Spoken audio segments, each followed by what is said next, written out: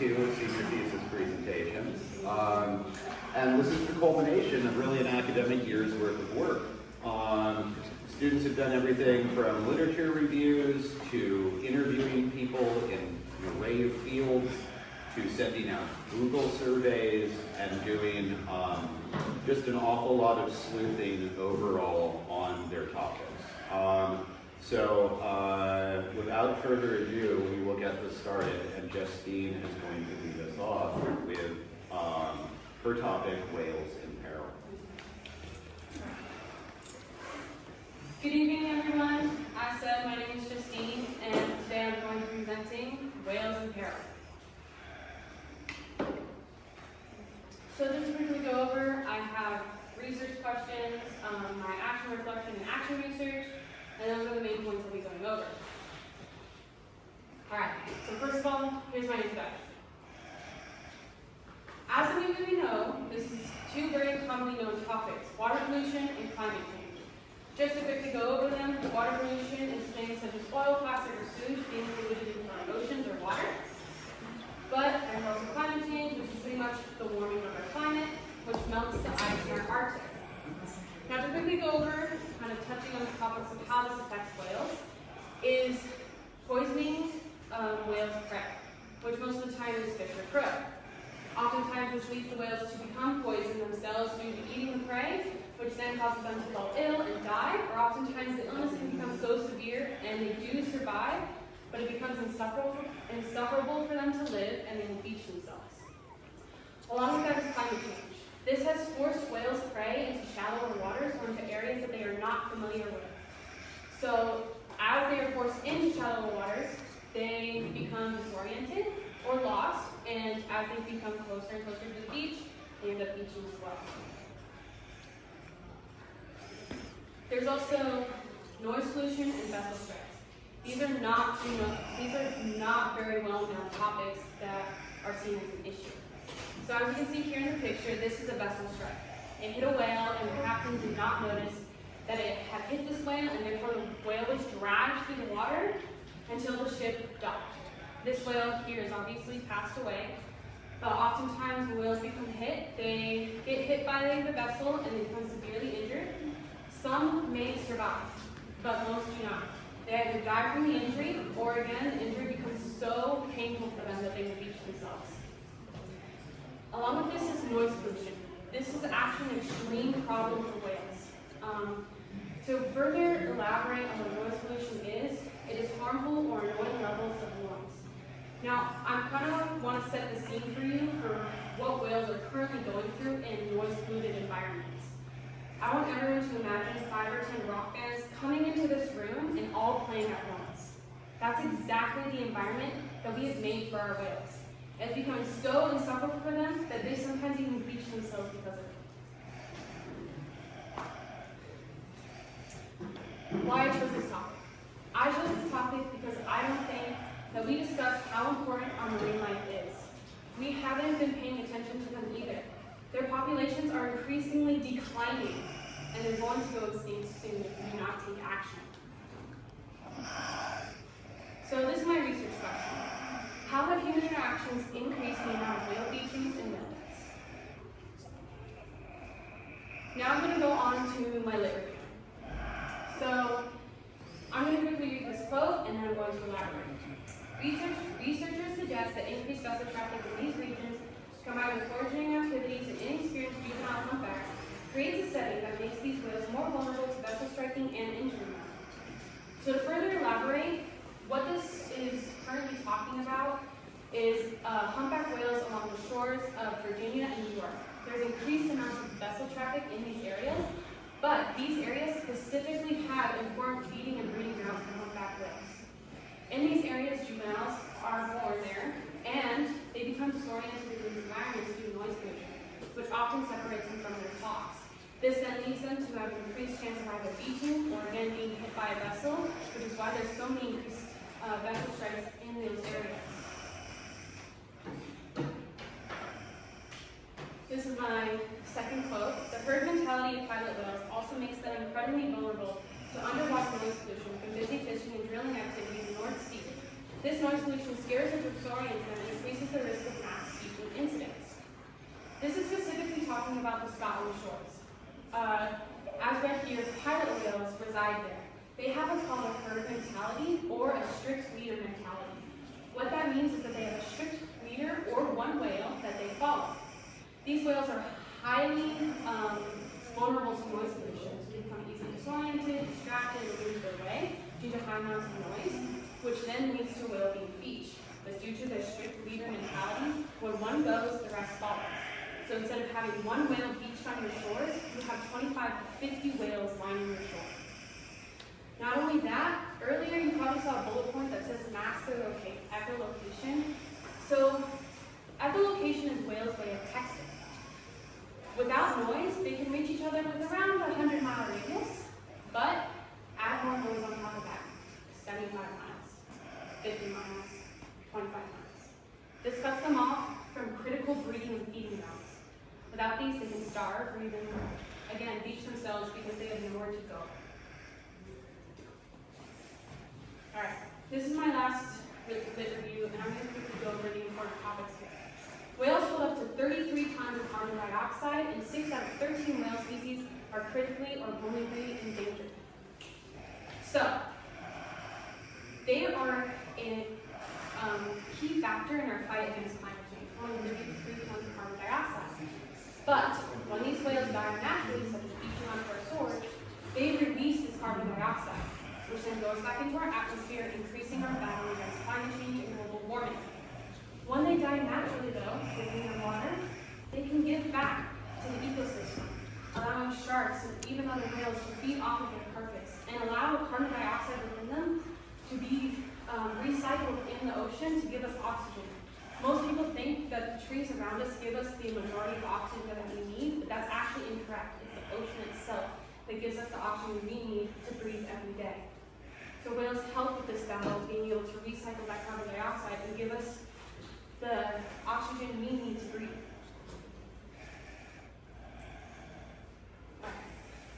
Action research. So I did a survey that I sent out to students, and I got 34 responses. This is one of the kind of questions that I asked. Whales are key factors to keeping our world healthy. 4 strongly agreed, 16 agreed, 14 were neutral.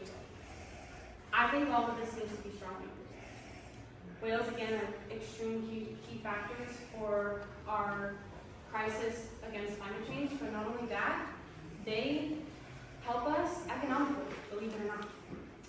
Whale watching helps create 13,000 jobs in California alone.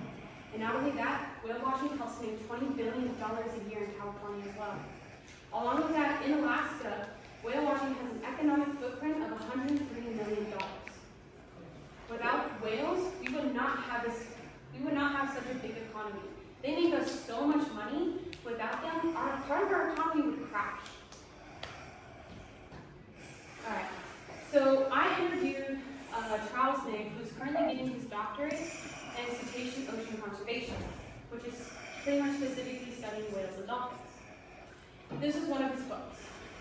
It is within selfish human interest that we lessen the pollution within our oceans.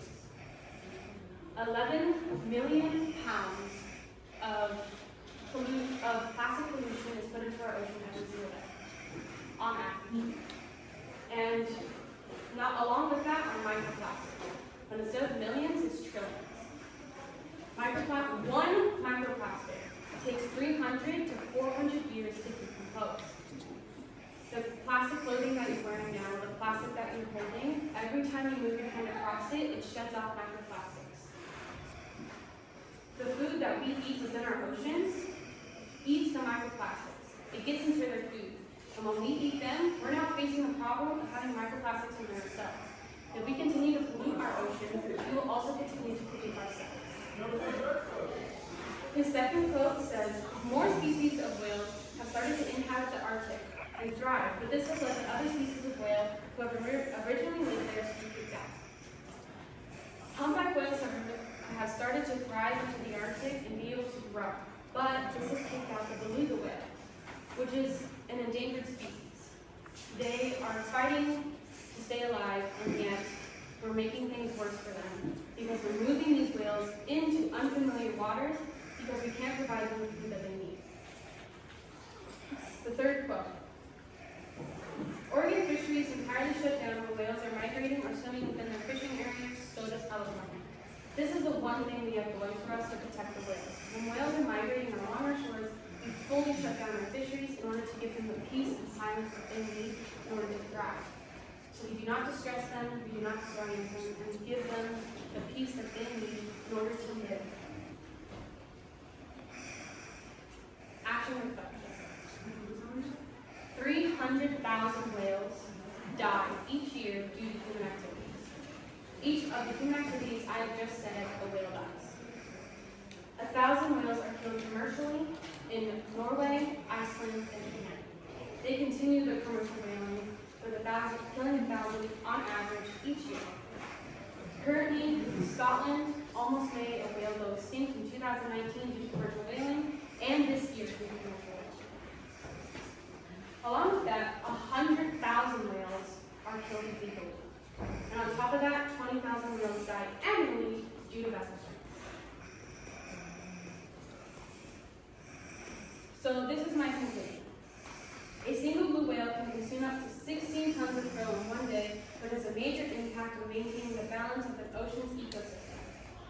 So yes, their food is a critical part of how they live, but krill mass populate. Without whales, we would not have them to keep their population in check.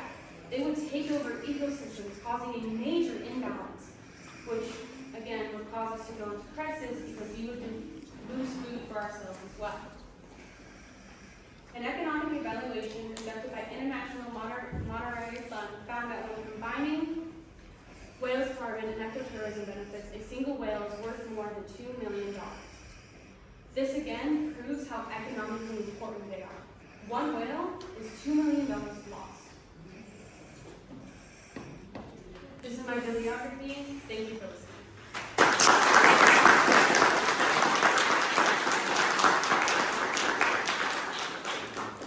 Questions?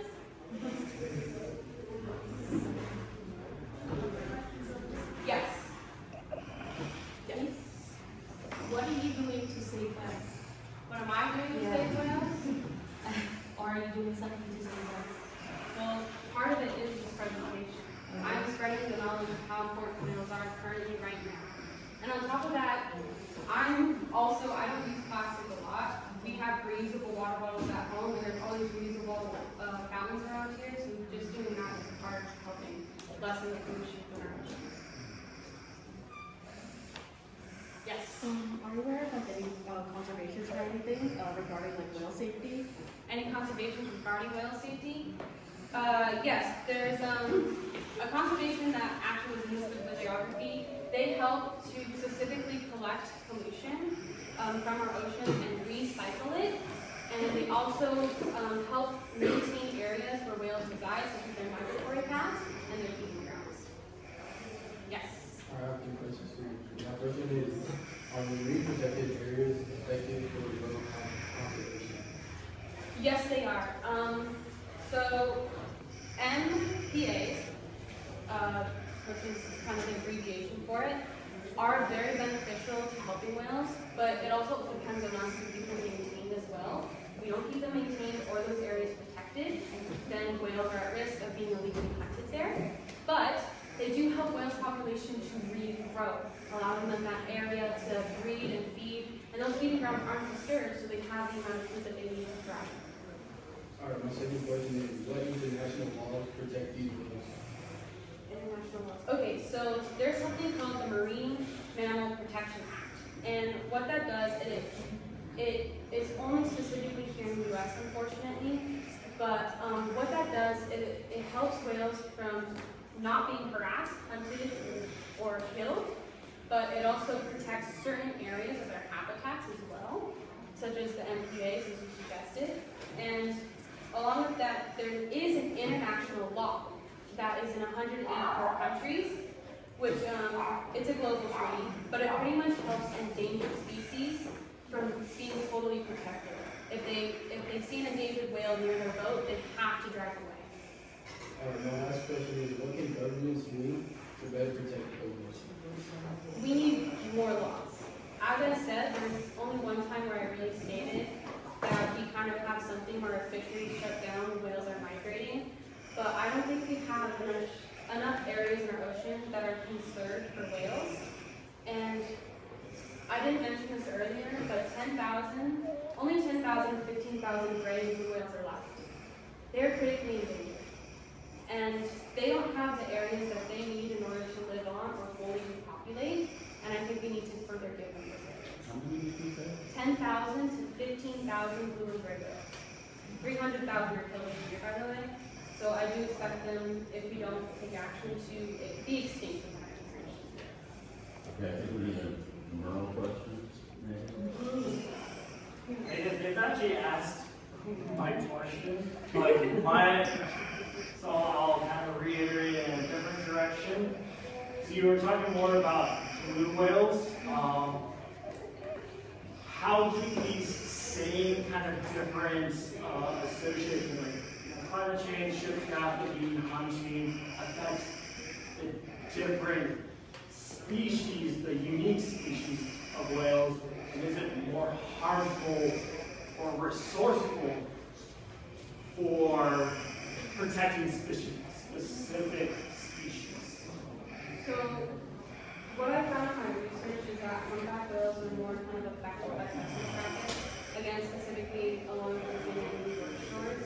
So if there was less vessel traffic there, more protected areas, I think humpback whales are actually able to thrive there. But they do have other areas that they reside, but they aren't entirely affected. And I also mentioned the pilot whales, they're highly affected by noise pollution, but that also includes orcas, and specifically in the areas that they have breeding grounds, there's military training there, so oftentimes their areas become polluted with bombs and stuff like that, so it creates a very endangered area for them.